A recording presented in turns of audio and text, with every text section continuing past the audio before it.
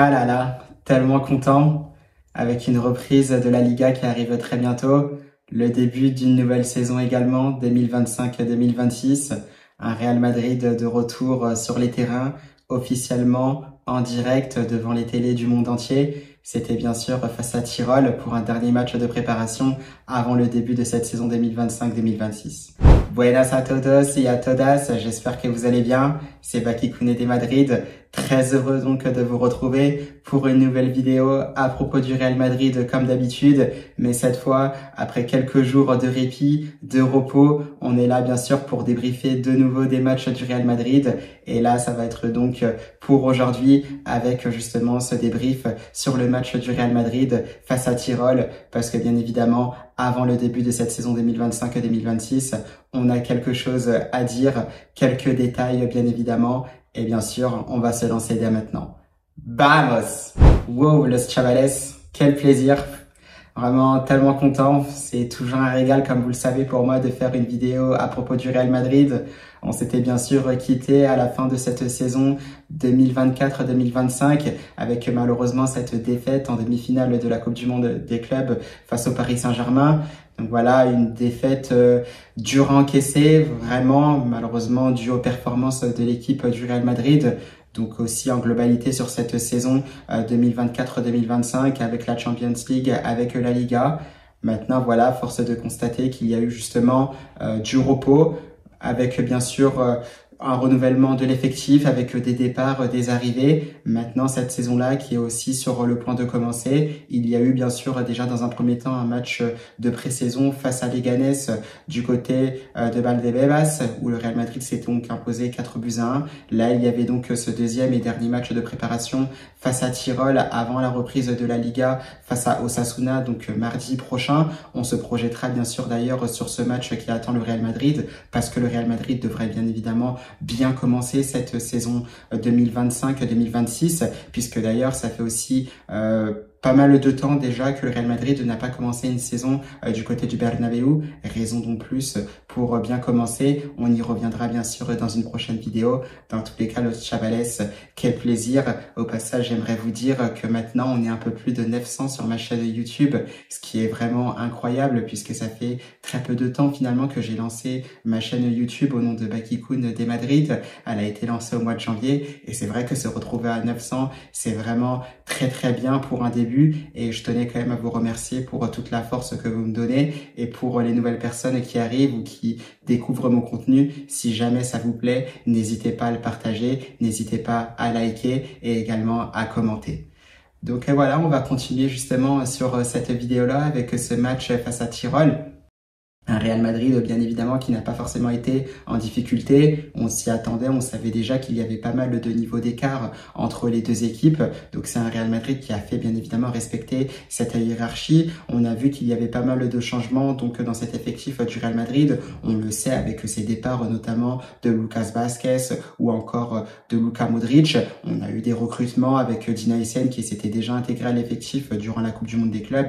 Pareil pour Trent Alexander-Arnold. On a eu par la suite cette arrivée d'Alvaro Carreras en tant que latéral gauche et bien évidemment il y aura aussi donc la présentation de Mastantuono très bientôt qui intégrera cet effectif du Real Madrid, donc un mercato qui est presque convaincant. Il manque bien sûr quelques éléments, on y reviendra aussi bien sûr los chavales dans une vidéo à l'avenir pour savoir si on est vraiment satisfait de ce mercato du Real Madrid. Toujours est-il que voilà, on a pu avoir ces trois recrues qui sont derrière moi, donc en défense qui étaient tous les trois titulaires pour ce match face à Tirol, puisqu'on retrouve cette composition d'équipe du Real Madrid. Une composition d'équipe qui devrait certainement être aussi la même, pourquoi pas, pour le début de cette saison en Liga face à Osasuna du côté du Bernabéu, donc le mardi de la semaine prochaine. Donc on retrouve bien évidemment Thibaut Courtois dans les buts, Trent Alexander-Arnold latéral droit, Essène avec Eder Militão. Eder Militão, ça pouvait être aussi la surprise ou demi-surprise parce qu'on avait vu aussi les contre-performances notamment de Raúl Asensio. On sait que Rudiger est absent pendant quelques jours, quelques journées notamment de championnat suite à sa suspension lors de la finale de la Copa del Rey face au FC Barcelone. Donc on le sait, c'est Eder Militão Militao qui a vraiment convaincu Xabi Alonso, je pense, durant le match face à Leganés, mais aussi il avait fait une bonne entrée quand même face au Paris Saint-Germain, même s'il n'y avait pas grand-chose à tirer de cette demi-finale de la Coupe du Monde des clubs. Donc voilà, c'était Eder Militao avec l'indispensable Dean Huijsen donc dans l'axe, Álvaro Carreras qui a donc été essayé du coup côté gauche, ça avait déjà été le cas face à Leganés il y a quelques jours. Au milieu des terrains, on se retrouvait donc avec Aurélien Tchouaméni, Dani Ceballos, où il y a des rumeurs qui annoncent notamment partant. On verra bien ce qu'il se passera concernant le milieu de terrain espagnol. On retrouvait bien sûr Arda Güler, Brahim Diaz, bien sûr Kylian Mbappé et Vinicius Junior en attaque. Donc voilà, c'est une équipe qui pouvait paraître aussi homogène. On avait un Tchouaméni pour bien sûr assurer cet équilibre au milieu de terrain.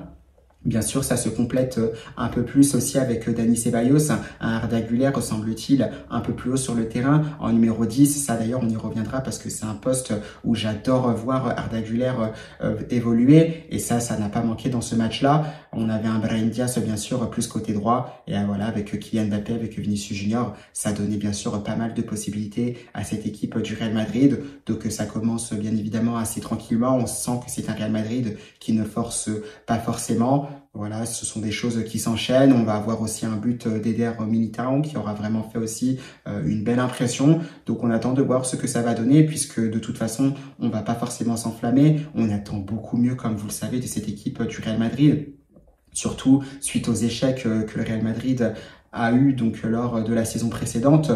Avec l'effectif dont il dispose, avec tous les joueurs, toutes les stars, toutes les paillettes qu'il y a autour de cette équipe du Real Madrid, on attend bien évidemment beaucoup mieux et j'attends de voir. C'est vrai que c'est pas ce match face à Tirol, ce sera encore moins ce match face à Osasuna qui vont me convaincre justement de la capacité de cette équipe du Real Madrid à nous convaincre. On attend vraiment beaucoup plus petit à petit en avançant dans cette saison. Je pense que c'est à ce moment-là qu'on pourra voir si on est vraiment convaincu, satisfait par cette équipe du Real Madrid. En attendant, ne tombons pas dans le piège, restons lucides, attendons de voir cette équipe du Real Madrid nous proposer des choses.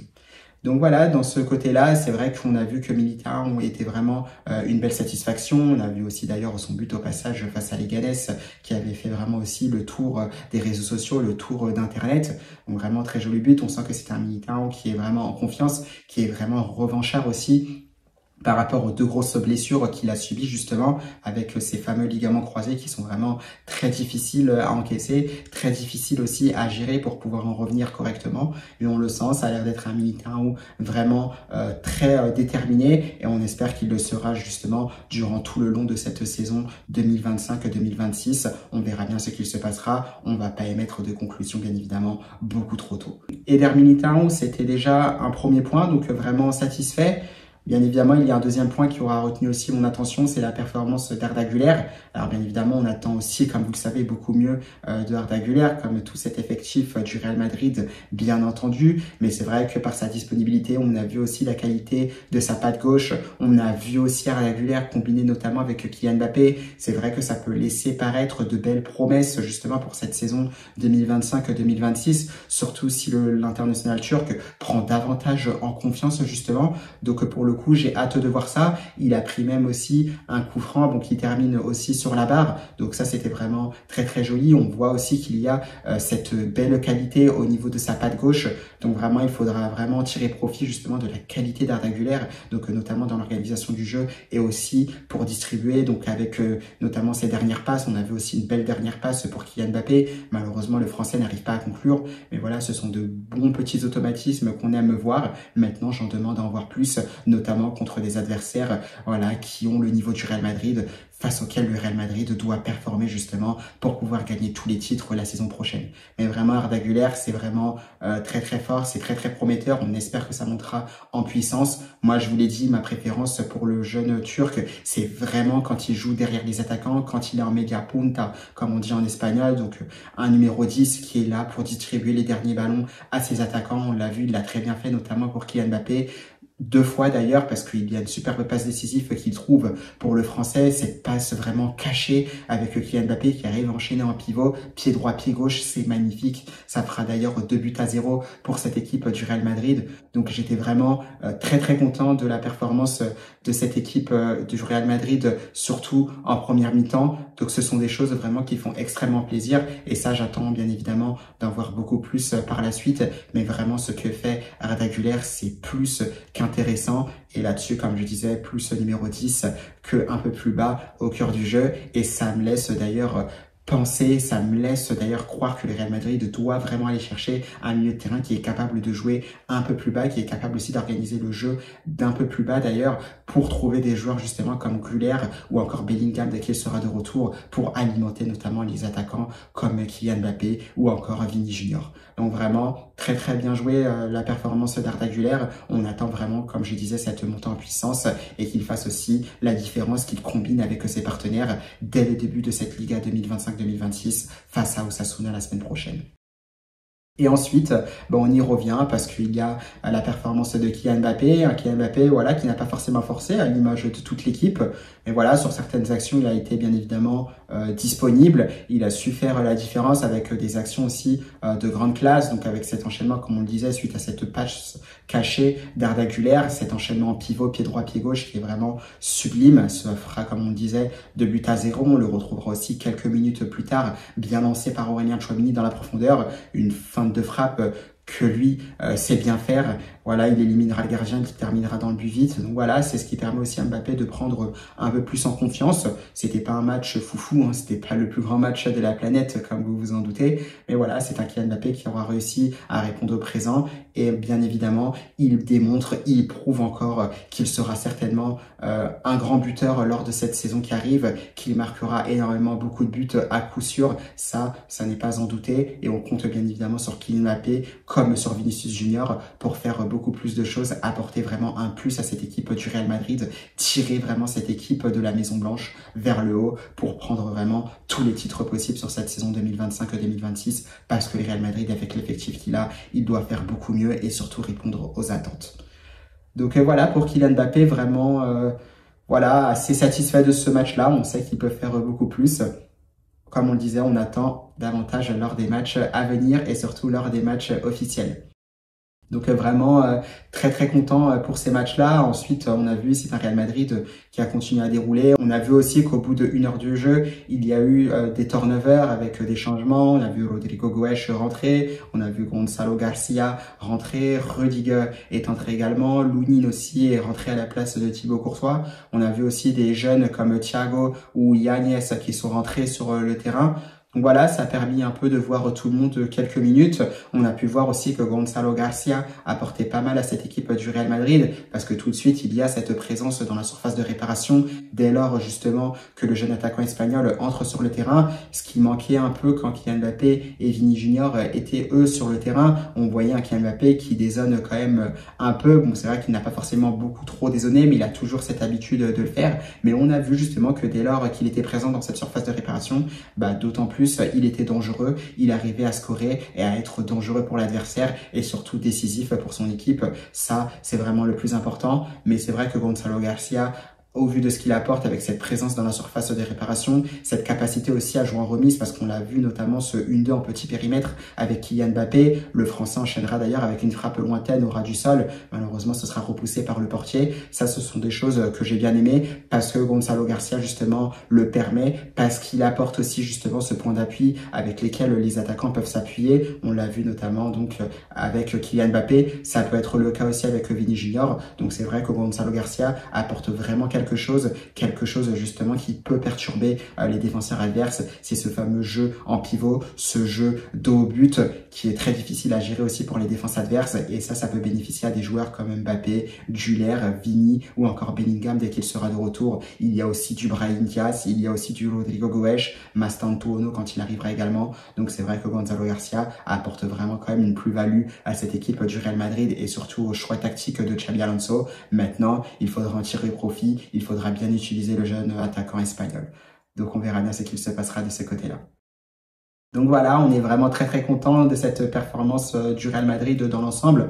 très content parce qu'évidemment on est vraiment heureux de revoir cette équipe du Real Madrid jouer après bien sûr quelques jours d'arrêt. Maintenant ça y est, on commence à rentrer dans le vif du sujet. Il y a donc cette Liga qui arrive 2025-2026, le début de cette saison donc 2025-2026 qui arrive. La Ligue des Champions viendra après, la Copa del Rey viendra après également, de même aussi pour la Supercopa de España. Donc on a vraiment hâte de rentrer dans le vif du sujet. Je pense que ça va être vraiment très intéressant. On va se projeter bien évidemment Los Chavales très bientôt dans une vidéo sur ce qui nous attend sur cette Liga 2025-2026. On parlera bien sûr des 3 favoris, de l'Atlético de Madrid, on a le Real Madrid, on a le FC Barcelone. Il y a des équipes qui peuvent embêter comme l'Athletic Bilbao, Villarreal avec son Estadio El Submarino Amarillo. Donc ça c'est le surnom de l'équipe de Villarreal, mais bien évidemment le stade c'est la Ceramica. Donc on a vraiment hâte de voir tout ça, le Betis Sevilla qui n'est pas facile à jouer non plus, la Real Sociedad qui peut être aussi compliqué à jouer par moments, des équipes rugueuses, vicieuses aussi comme Getafe, des joueurs bien sûr à surveiller, des pépites, pas forcément des joueurs du Real Madrid. On peut retrouver des Nico Williams du côté de Bilbao. On a bien sûr, je crois, Baena, par exemple, qui est du côté de l'Atlético de Madrid. Donc voilà, il y a vraiment pas mal de bons joueurs. On va essayer de surveiller tout ça, voir ce qui peut nous attendre dans cette saison de la Liga 2025-2026. Alors évidemment, on va davantage se concentrer sur le Real Madrid, qui pour moi, ça on y reviendra, mais reste mon favori pour cette victoire finale pour le championnat d'Espagne, même si clairement, de façon objective, ça reste le FC Barcelone. Donc voilà, on se projettera petit à petit. Donc j'ai vraiment hâte de vous montrer cette vidéo-là, d'en parler avec vous. Bien évidemment, vous pourrez aussi donner votre avis. Donc j'ai vraiment super hâte de faire cette vidéo, de la publier pour que vous puissiez bien évidemment la consulter. Donc voilà, c'est la fin de cette vidéo, Los Chavales. J'espère qu'elle vous aura plu. Moi, ça me faisait extrêmement plaisir de vous retrouver donc pour une vidéo de débrief d'après-match du Real Madrid. Donc voilà, petit à petit, on commence à reprendre le rythme. On va se retrouver bien évidemment donc dans les prochaines heures, notamment pour ce qui nous attend au niveau de la Liga 2025-2026. On essaiera aussi de surveiller le cas Mastantuono puisqu'il doit y avoir sa présentation bien sûr dans les jours à venir avant le début de cette Liga 2025-2026. Et bien sûr après, eh bien on rentrera donc dans ce premier match de Liga qui arrivera très vite entre le Real Madrid et Osasuna avec, on espère, une victoire du Real Madrid dès la première journée. Mais ça, chaque chose en son temps. On y viendra bien évidemment après.